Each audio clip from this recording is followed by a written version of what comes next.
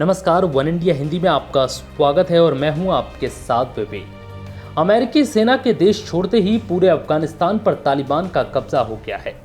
तालिबान ने इस बार अमेरिकी सेना को भी घुटने टेकने पर मजबूर कर दिया। आलम यह रहा कि 20 सालों से अफगानिस्तान में तैनात अमेरिकी सेना को पूरी तरह से देश छोड़कर वापस जाना पड़ा।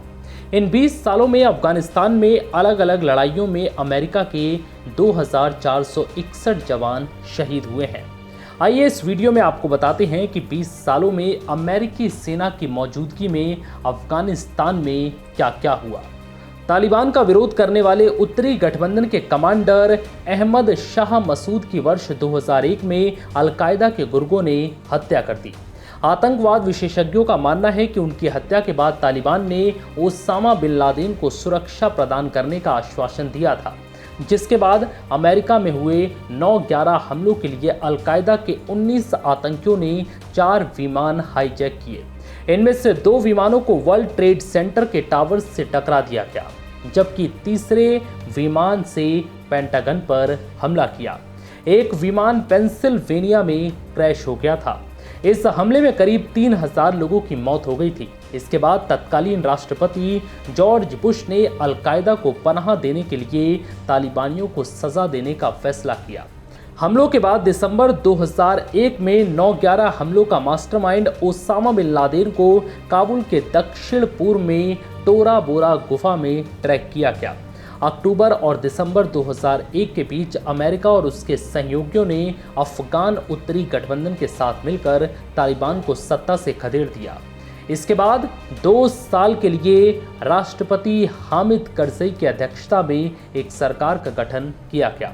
वर्ष 2002 में लगभग 2000 अमेरिकी और 1000 अफगान सैनिकों ने 800 अलकायदा और तालिबान लड़ाकों के खिलाफ ऑपरेशन एनाकोंडा के तहत पहला बड़ा जमीनी हमला किया। अक्टूबर 2004 में राष्ट्रपति चुनाव में हामिद करज़ई अफगानिस्तान के लोकतांत्रिक रूप से चुने गए पहले राष्ट्रपति बने।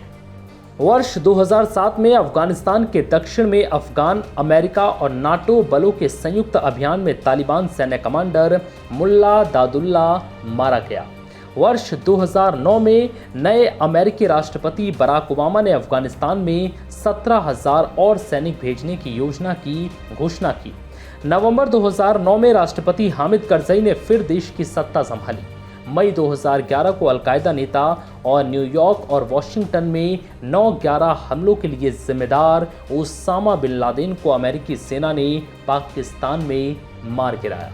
अप्रैल 2017 में नवनिर्वाचित राष्ट्रपति डोनाल्ड ट्रंप के कार्यकाल में अमेरिका ने अपने सबसे शक्तिशाली गैर परमाणु बम को पूर्वी नंगहार प्रांत में इस्लामिक स्टेट के संदिग्ध आतंकवादियों पर एक गुफा परिसर में गिराया। अगस्त 2021 में अफगानिस्तान से अमेरिकी सैनिकों की वापसी के बीच तालिबान ने पूरे अफगानिस्तान पर कब्जा कर लिया। आज 20 साल बाद अमेरिका ने अपने सैनिकों को वहां से पूरी तरह निकाल लिया है। अमेरिका ने अपने सैनिकों की वापसी, अमेरिकी नागरिकों और अफगान नागरिकों को वहां से निकालने के लिए सैन्य मिशन खत्म करने की भी घोषणा कर दी। काबुल हवाई अड्डे से देर रात 3:29 पर आखिरी विमानों ने उड़ान भरी। फिलहाल इस वीडियो में इतना ही। नमस्कार।